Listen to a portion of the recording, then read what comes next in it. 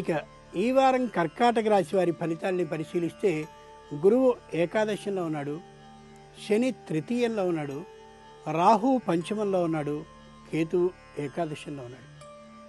కుటుంబంలో అనాసక్తి, అలాగే ఏదైనా కొన్న తర్వాత ఆలోచన చేయడం, అదేవిధంగా బాగా పొగిడించుకుని వాళ్ళకి ధనాన్ని వ్యయం చేయించుకోవడం అనే పద్ధతులు స్పష్టంగా కనిపిస్తాయి. పునర్వసు నక్షత్ర జాతకులు తాము ఏదో ఒకటి కొనదలిచి వెనకడుగు వేయడం అనేది ఈ వారంలో చేస్తారు.